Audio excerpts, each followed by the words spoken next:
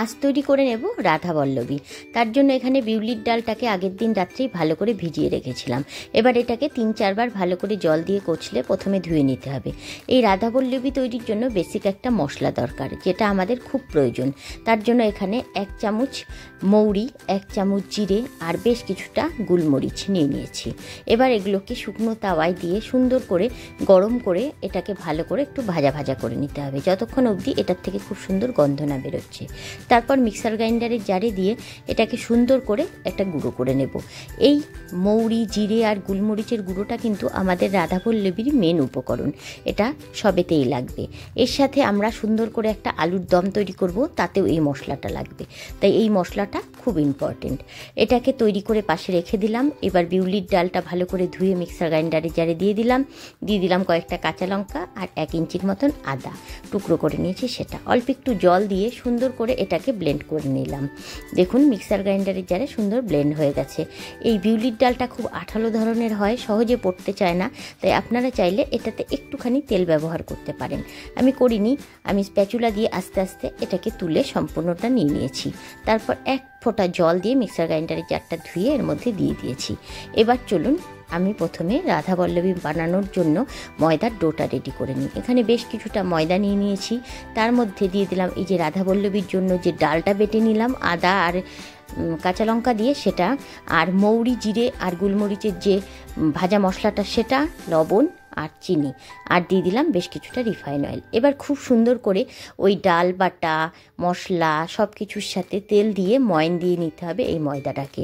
রাধাবল্লভীর এই ময়নটা কিন্তু খুব সুন্দর না হলে ঠিক অনুষ্ঠান বাড়ির মতন রাধাবল্লভীর টেস্টটা আসে না। এটার ময়নটা যত ভালো হবে তত খাস্তা হবে আর খুব সুন্দর টেস্ট আসবে। দেখুন খুব সুন্দরভাবে ময়ন দেওয়া হয়ে গেছে।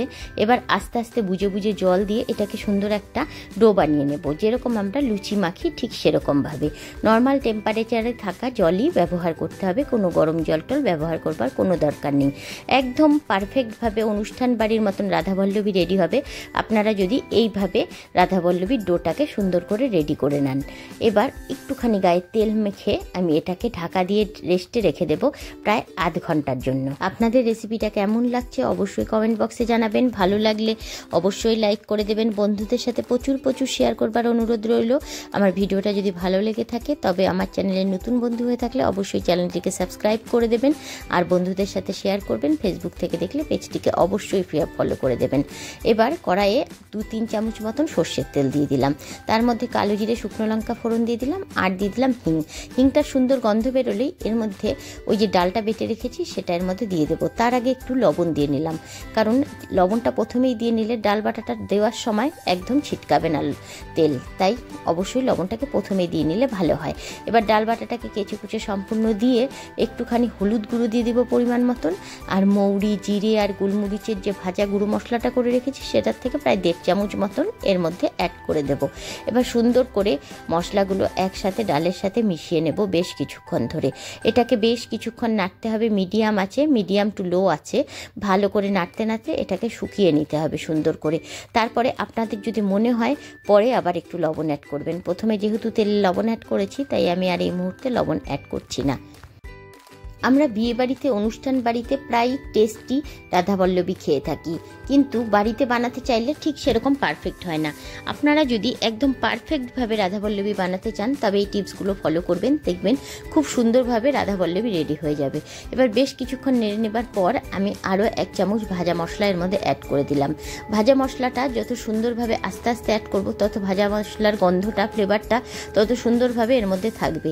দেখুন নাড়তে নাড়তে যখন একদম শুকনো হয়ে এসছে তখন এর মধ্যে আমি একটুখানি মিষ্টি অ্যাড করে দিলাম, মানে চিনি। আমার মনে হয়েছে লবণটা একটু কম হবে, চেকে দেখে এই মুহূর্তে আমি একটু লবণ অ্যাড করলাম।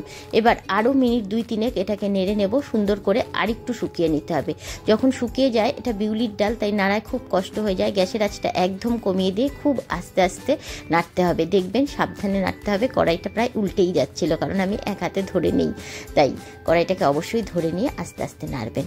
এবার যখন রেডি হয়ে যাবে তারপর এটাকে নামিয়ে নিয়ে কড়াইটাকে প্রথমে পরিষ্কার করে নিয়ে তারপরে স্টেপগুলো তৈরি করব। সাধারণত লুচি, পুরি, পরোটা আমরা খেয়েই থাকি, কিন্তু একটু খাটনি করে যদি আপনারা এইভাবে পুর বানিয়ে রেখে দেন না, 1 মাসও এই পুরটা ফ্রিজে থেকে যাবে। আর যখন যে কেউ নতুন লোকজন বলুন, বাড়িতে আত্মীয় স্বজন আসলো বা কারো খেতে ইচ্ছে করলো, মানে বাড়িতে বাচ্চাদের বা হাজব্যান্ডের কারোর খেতে ইচ্ছে করলো, তখনই আপনারা এই পুরটা ভরে ফটাফট আপনারা রাধাবল্লীটা রেডি করে দিতে পারবেন। তাই পুরটাকে বানিয়ে আপনারা অনায়াসে ফ্রিজে 1 মাস রেখে দিতে পারেন, কোনো প্রবলেম নেই।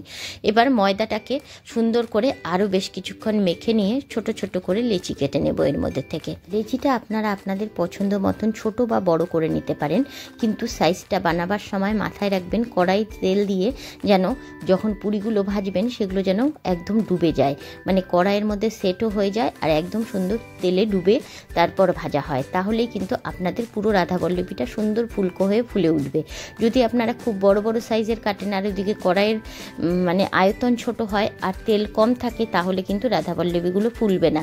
তাই অবশ্যই লেচিটা সেই মতন মাথায় রেখে কাটবেন। আমি মিডিয়াম একটা সাইজ করে নিলাম, না লুচির মতন একদম ছোট, না একদম পুরির মতন বড়, মোটামুটি একটা সাইজ করে সুন্দর করে হাতে চারপাশে ঘুরিয়ে বাটির মতন একটা করে নিয়েছি।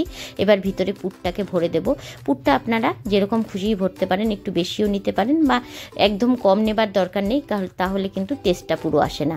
তারপর এইভাবে মাথাটাকে বন্ধ করে দিয়ে উপর থেকে ঘুরিয়ে নিয়ে মাথার থেকে যে একদম বাড়তি অংশটা থাকবে সেটাকে কেটে ফেলে দিয়ে সুন্দর করে হাতে দিয়ে এভাবে পিষে সুন্দর করে এটাকে মানে ভিতরের পুরটাকে ময়দার সাথে সেট করে নেবেন, একটু চারপাশে আঙ্গুল দিয়ে দিয়ে চ্যাপটা করে নিয়ে, না হলে কিন্তু ফট করে বেলতে গেলে বেরিয়ে আসবে। এবার শুকনো ময়দা ছড়িয়ে আস্তে আস্তে এটাকে খুব আলতো হাতে চাপ দিয়ে এটাকে বেলতে হবে। অনেকেরই বেলবার সময় পুর বেরিয়ে আসে, তার একটাই কারণ, ওই যে প্রথমে গোল করে আমরা মানে বল করে নিলাম ভিতরে ঢোকানোর পর, তারপরে আমরা ডাইরেক্ট বেলতে চলে যাই। সেটা না করে প্রথমে আঙ্গুলের মাধ্যমে একটুখানি ছড়িয়ে নিতে হবে ভিতরের পুরটাকে ময়দার মধ্যে, তারপর খুব আলতো হাতে আস্তে আস্তে বেলতে হবে, তাহলেই আর পুরটা ভিতর থেকে বেরিয়ে আসবে না। এবার এভাবে বেলে নিয়ে আমি ভেজে নেব। অপর পাশে আমি আলু দম করবার জন্য আলু সেদ্ধ বসিয়ে দিয়েছি। আলুটা চোখা ছুলে তারপরেই কিন্তু আমি আলুর দমটা তৈরি করব। দেখুন কড়াই তেল দিয়ে দিয়েছি। এবার আমি রাধাবল্লভীটা এর মধ্যে ছেড়ে দিলাম। এবার সুন্দর করে এটাকে সাইড থেকে একটু তেল উঠিয়ে উঠিয়ে দিয়ে দেব, তাহলে আস্তে আস্তে এটা ফুলে উঠবে। এই ছোট ছোট টিপস ট্রিক্সগুলো ফলো করে আপনারা বাড়িতে অবশ্যই রাধাবল্লভী ট্রাই করুন। দেখুন আপনাদের বাড়ির রাধাবল্লভী খেতেও অনেক বেশি টেস্টি হবে। শীতের দিনে কার না ভালো মন্দ খেতে ইচ্ছে করে বলুন তো? সুন্দর করে আপনারাও রাধাবল্লভী রেডি করুন বাড়িতে, আর বানিয়ে আমাকে কমেন্ট বক্সে অবশ্যই জানান আপনাদের এই রেসিপিটা কেমন লেগেছে।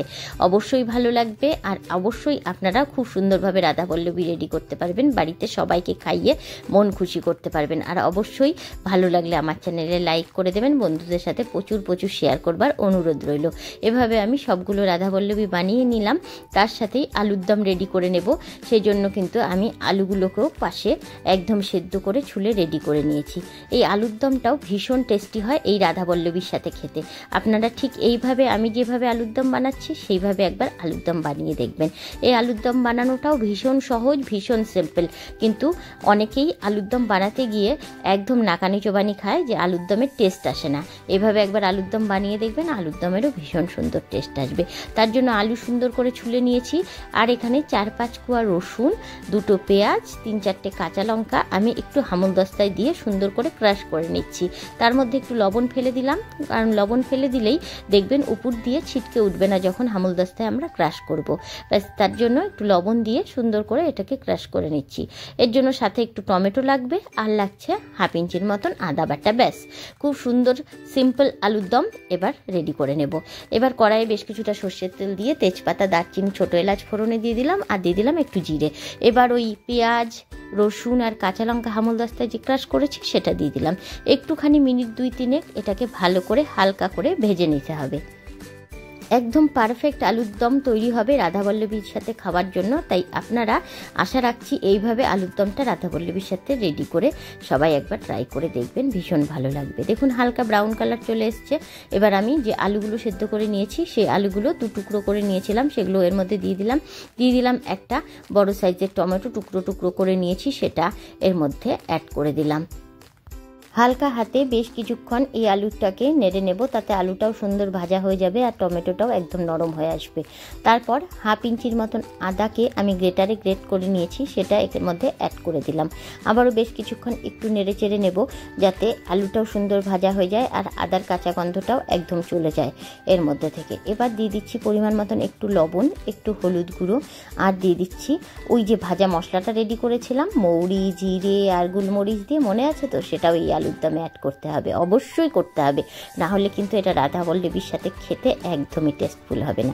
আর বেসিক কোনো মশলা নয়। এবার দেব ম্যাগি মশলা। হ্যাঁ, অবশ্যই আলুর দমে ম্যাগি মশলা 1 প্যাকেট ইউজ করতে হবে, আর বেশ কিছুটা টমেটো কেচাপ, মানে ওই 1 থেকে 1.5 চামচের মতন। এবার দিয়ে সুন্দর করে এটাকে মিশিয়ে নেব। ব্যাস, মশলা বলতে শুধু এই ম্যাগি মশলাটা আর টমেটো কেচাপ আর ওই ভাজা মশলাটা, তাহলেই আলুর দমে দুর্দান্ত টেস্ট আসবে। বেশ কিছুক্ষণ একটু নেড়ে কষিয়ে নিতে হবে মশলাগুলোর সাথে। ভালো করে আলুটাকে মাখো মাখো করে অল্প করে জল এর মধ্যে অ্যাড করে দেব। কালারের জন্য একটু কাশ্মীরি লাল লঙ্কার গুঁড়ো অ্যাড করলাম, আপনারা চাইলে নাও করতে পারেন, কারণ আমরা ঝালের জন্য প্রথমেই কাঁচা লঙ্কা অ্যাড করে দিয়েছি। যাই হোক, একটু কাশ্মীরি লঙ্কার গুঁড়ো দিলে কালারটা একটু সুন্দর আসে, তাই চাইলে অ্যাডও করতে পারেন। এবার একটুখানি গরম জল এর মধ্যে অ্যাড করে দিলাম। খুব মাখো মাখো হবে আলুর দমটা, তাই বেশি জল অ্যাড করবার দরকার নেই। একদম কষা কষা লাল লাল ঝাল ঝাল আলুর দম রেডি হবে এই রাধাবল্লভীর সাথে খাওয়ার জন্য। আর এই যে ভাজা মশলাটা আর ম্যাগি মশলাটা এর সাথে পড়লো, তার ফলে একটা দুর্দান্ত ফ্লেভার আসবে। বন্ধুরা, একবার ট্রাই করে দেখবেন এভাবে আলুর দমটা, দেখবেন ভীষণ পছন্দ হবে আপনাদের সবার। এবার ভালো করে কষিয়ে নেব বেশ কিছুক্ষণ। ব্যাস, তারপরে এর মধ্যে দিয়ে দিচ্ছি বেশ কিছুটা ঘি দিলে না আলাদাই একটা টেস্ট আসে, তাই অবশ্যই আলুর দমে একটুখানি 1/2 চামচের মতন ঘি অ্যাড করবে। আর দিয়ে দিচ্ছি মানে স্বাদটাকে ব্যালেন্স করবার জন্য খুব সামান্য একটু করে চিনি। ব্যাস, আমার আলুর দম একদম রেডি। রাধাবল্লভী অপর পাশে ভাজা হয়ে গেছে। এবার গরম গরম সবাইকে সার্ভ করে দেব। দুর্দান্ত টেস্ট হয়েছে বন্ধুরা, আপনারা একবার ঘরে একবার অবশ্যই ট্রাই করুন, ভালো লাগবে আমি আশা রাখছি। আর ভালো লাগলে অবশ্যই আমার চ্যানেলটিকে সাবস্ক্রাইব করুন, বন্ধুদের সাথে শেয়ার করুন, আর গরম গরম এভাবে রাধাবল্লভী আর আলুর দম খেয়ে এই ঠান্ডায় নতুন শীতটাকে উপভোগ করুন। তো বন্ধুরা, টাটা, ভালো থাকবেন, সুস্থ থাকবেন, আশা রাখছি এভাবে নতুন নতুন রেসিপি ট্রাই করবেন। আপনারাও যদি কোনো নতুন রেসিপি বাড়িতে বানান, সেটাও আমাকে কমেন্ট বক্সে অবশ্যই জানাবেন। Tata, bye bye.